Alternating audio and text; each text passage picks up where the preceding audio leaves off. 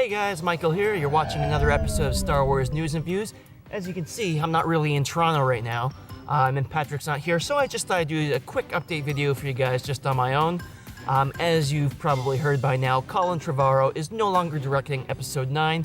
StarWars.com announced this yesterday at the time I'm filming this, which kind of took a lot of people by surprise just because it's so late in the game to be firing a director. Essentially, they said mutual parting, whatever creative differences. He's fired. They got rid of him. So this is, like I said, this took a lot of people by surprise, and also it's conspicuous that they did this after Force Friday happened. It happened on Friday. You know, you got your toys, and now they're putting out the bad publicity.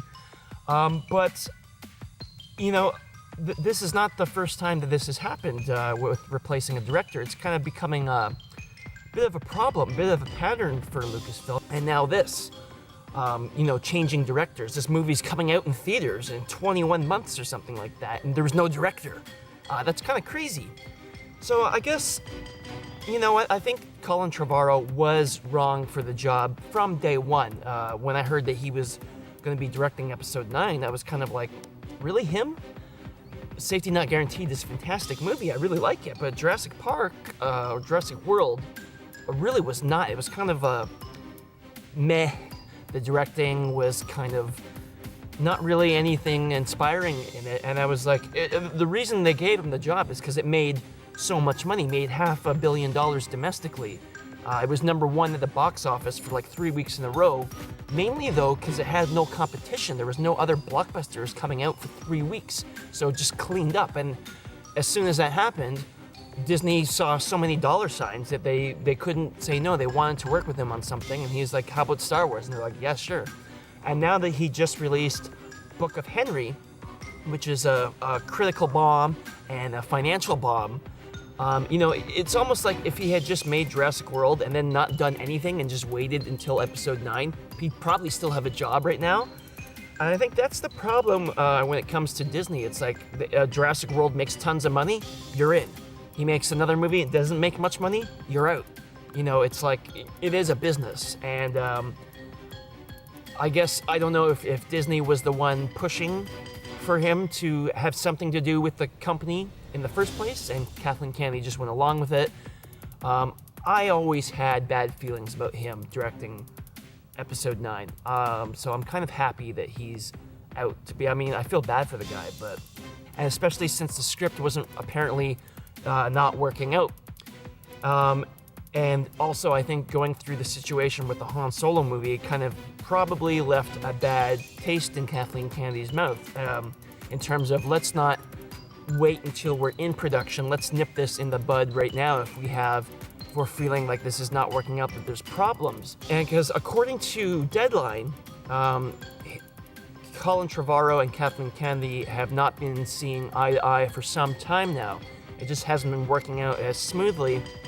This now does leave the question, though, of, you know, who's going to replace him. And Deadline's reporting that Rian Johnson is actually on sort of the front runners of the shortlist of directors to replace him, which makes total sense. You know, first of all, there's been no reports of drama or any kind of problems working on The Last Jedi. It's like, you know, Force Awakens and The Last Jedi have gone totally smooth, no issues whatsoever. He knows the story, he knows where it's going, he's worked with the actors, and he's, you know, in the middle of it. He can just slip right into Episode 9 very easily, and I do think probably he will at least be approached. And I know he said in the past, if he was asked to do another one, he would do it in a heartbeat. I believe that was the quote that he said. The question is, though, the Episode 9 is supposed to go into production in January.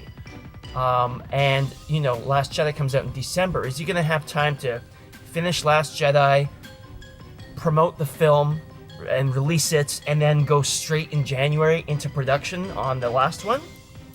I don't know, that's pretty tight.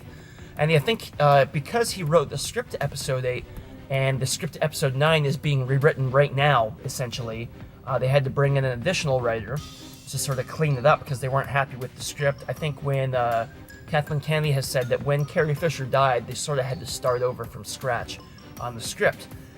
So that's really, really, really tight to go into filming in January when the guy is finishing The Last Jedi still, like up until December. How can you do both at the same time?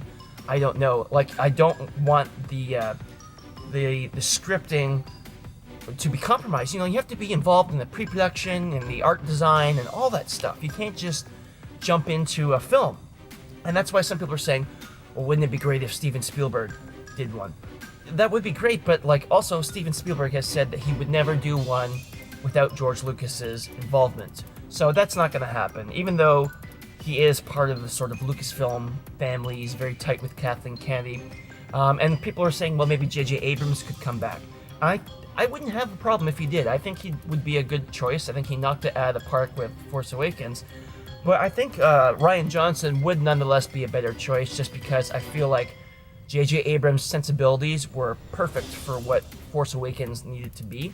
And I think Rian Johnson, he's a little bit odder and more offbeat in his sensibilities, and he has kind of a less of a popcorn sort of approach to his filmmaking style. And I think that's going to suit Episode 8, where it can get a little bit weirder, a little bit darker, and I think Episode 9 needs a bit of that too. So, but here's the thing. So if he can't slip back into it for January, could the film be delayed? Well, here's the thing. So Force Awakens comes out December. Rogue One comes out December. Last Jedi comes out December. Episode 9 is coming out in May of 2019. Why don't you just push that back to December of 2019, like all the rest? It doesn't make any sense why that one would be on a accelerated timeline. When they had the director decided, a year ago, it made sense. But now that that's been totally tossed out the door, now it doesn't make sense. So if you push that to a December release, that means you don't have to go into filming in January. You can go into filming in May. And that would leave enough time to finish up with The Last Jedi, rewrite the script for Episode 9, be involved with some of the designs, or whoever they get. If it's J.J. Abrams or Steven Spielberg, they can at least get involved in the screenplay writing stage and the design phase, which is really, really important. And they can just really delve into it. But I think because Rian Johnson is already in the thick of the films, it would be so easy for him to just keep going and just make Episode 9. I know he probably has some other projects in the pipeline right now, but if they went to him and said, we really need you, we're in a tough spot here, and he would want to, he said he would like to make another one. So I think he would do it if they really persuaded him, and I think he would do a good job. I think he's the best fit for Episode 9, even beyond leaving Trevorrow in it. I would rather have Rian Johnson come back and make Episode 9 rather than keep Colin Trevorrow on Episode 9. Just because I don't feel like, Safety Not Guaranteed was a cute, charming indie movie. That doesn't mean he can make a Star Wars movie. Even when he made Jurassic World, I didn't really think much of that movie. I didn't think it's a very good movie. And I was always worried. So I am glad that he's gone. I am worried that this is happening so late in the pre-production period. At the same time, it's not like the Han Solo movie where, it's just a mess. There is time to salvage this and have it come out just fine. The only thing is, Last Jedi hasn't come out yet, so we don't, did he drop the ball? I don't think so, though. Every single thing I've heard about Last Jedi and seen, and just from people working with him, everyone seems happy with his work. He seems to have really enjoyed it. No issues, no problems. It seems like he's taking things in a really interesting direction, and I think he'd be a good fit. So, anyway, I know I've gone on a long time about this. Let us know who you would want to replace Colin Trevorrow on Episode 9, and what you think Lucasfilm's plan should be. Like, what should they do? How do they solve a problem like this? And so leave your feedback. I'm sorry we haven't been keeping up with videos. My work schedule's been all over the place, but now my schedule's back kind of to normal-ish, so hopefully we'll get back to that. We're going to do a big update video for you guys in the next couple days. So thanks for watching, guys, and we'll see you next episode.